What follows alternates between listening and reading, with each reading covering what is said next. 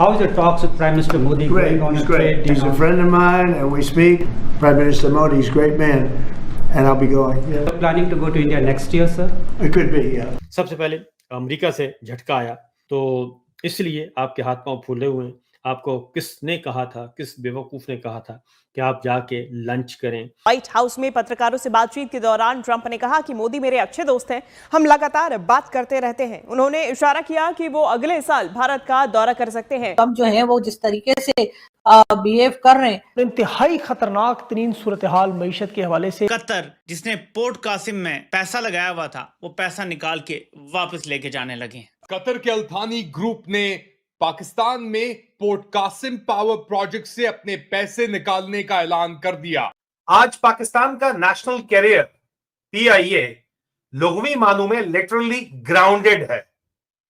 न सिर्फ उसके जहाज ग्राउंडेड हैं, बल्कि उसकी परवाज भी ग्राउंडेड है। भाई भाई अपनी जगह पे, रात को चारपाई अपनी जगह पे। यही रहा है कि हालात अभी भी खराब है, इसीलिए गवर्नमेंट जो है वो चीजें बेचने पर आ गई है। कई लोगों का तो ये भी कहना है कि जी अगर आपने बेचना ही है तो पूरा पाकिस्तान ही आप OLX पे लगा दीजिए। भूख की तड़प और कतारों में खड़े होकर हाथ फैलाने की जो जिल्लत है, ख्वारी है, वो क्या होती है? पाकिस्तानी परचम की इज्जत नहीं है, पाकिस्तानियों की इज्जत नहीं है, पाकिस्तानी पासपोर्ट की कहीं इज्जत नहीं है। Our defense ties have never been stronger. हमारी दिफाई ताल्लुकात इतने मजबूत पहले नहीं थे। उन्होंने तो ये भी कह दिया जनाब कि इंडिया जो है वो ग्लोबल सुपर पावर है। नमस्ते दोस्तों, जय हिंद। हिंदुस्तान स्पेशल में आपका स्वागत है। दोस्तों, भारत अमेरिका व्यापार समझौते पर चल रही बातचीत के बीच राष्ट्रपति डोनाल्ड ट्रंप ने शुक्रवार को कहा कि प्राइम मिनिस्टर मोदी के साथ बातचीत बहुत अच्छी चल रही है और राष्ट्रपति ट्रंप ने भारत आने की योजना बना दी है। एक प्रेस वार्ता के दौरान ट्रंप ने कहा उनके साथ सब कुछ ठीक चल रहा है। प्राइम मिनिस्टर मोदी मेरे बहुत अच्छे दोस्त हैं और हमने बात की है और वह चाहते हैं कि मैं वहां जाऊं। हम इसका हल निकाल लेंगे। मैं भारत जाऊंगा।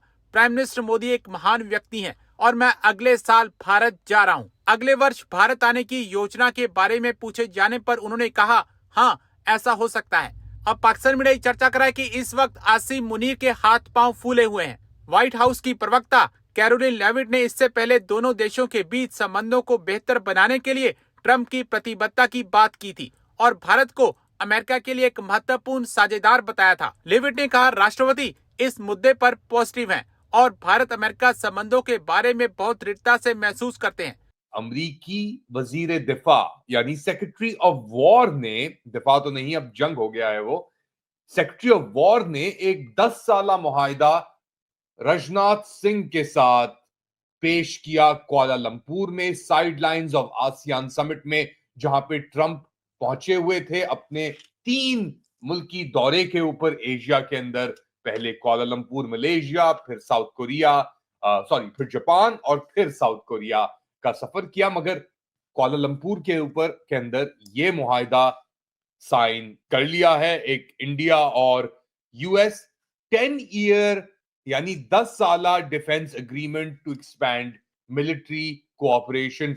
हमारा ये एक तबसरा तो बहुत अरसे से चल रहा है। हम ये भी देख भी रहे हैं कि डोनाल्ड ट्रंप ने जो मुज़ाकरात हो रहे हैं इंडिया के साथ, अमेरिका के आप समझ लें तिजारत के ऊपर, उन्होंने एक इंडिया का ओरिजिन पाकिस्तान मुखालिफ assistant secretary of state Paul Kapur को इंस्टॉल किया।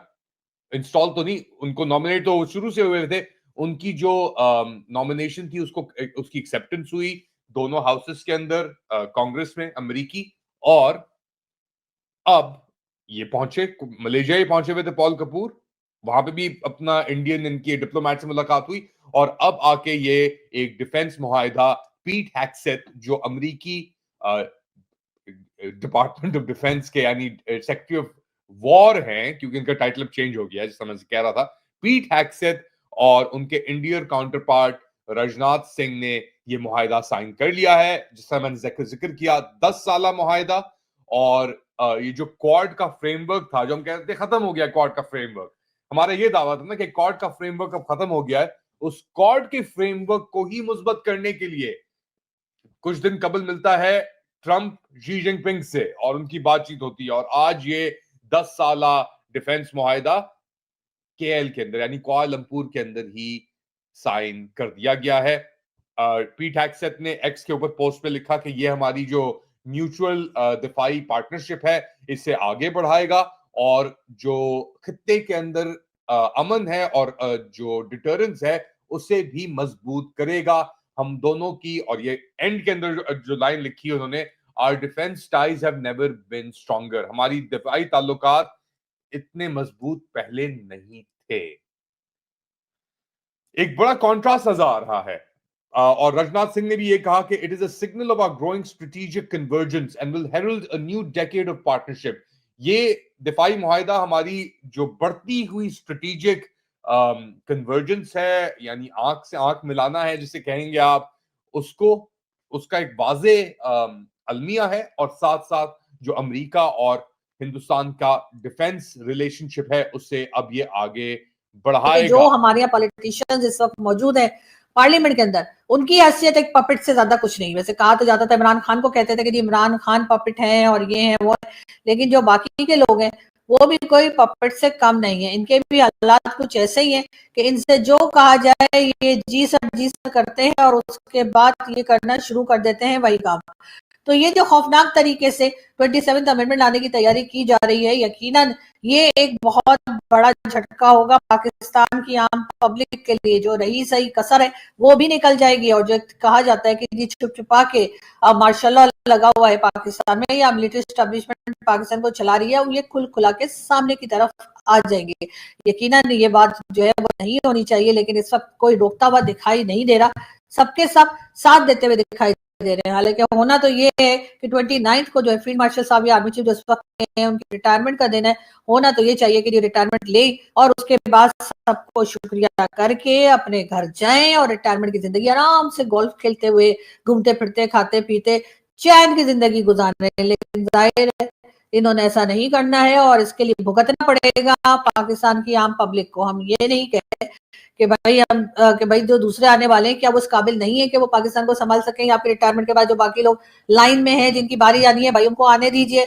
जो कोई भी हैं जिनको के अगला आर्मी चीफ बनना है उनको आने दो। और आप रिटायरमेंट के बाद तो पता नहीं, मुझे समझ नहीं आती लोग रिटायर क्यों नहीं होते पाकिस्तान में। जो मर्जी हो जाए, हर एक की कोशिश होती है। या हमने देखा अयूब खान, याहिया खान, जुल्फिकार अली भुट्टो से पहले जो वो रहे, जितने डिक्टेटर रहे, जुल्फिकार अली भुट्टो के बाद जो प्राइम मिनिस्टर थे जुल्फिकार अली भुट्टो, उनकी फांसी के बाद जो आए डिक्टेटर ज़ियाउल हक, उन्होंने भी जाने का नाम नहीं लिया, 11 साल रह गए। उनके बाद आए परवेज मुशर्रफ, वो भी 8 साल डटे रहे। हालांकि ये सब के सब ये कहकर आते मुल्क को इनकी बहुत जरूरत है, लेकिन मुल्क को इनकी जरूरत नहीं है। मुल्क को ऐसे लोगों की जरूरत है जो पाकिस्तान की इकोनॉमी को चला सकें, पाकिस्तान में एजुकेशन सिस्टम को सही करें और रिटायरमेंट के बाद इनको घर भेजा जा सके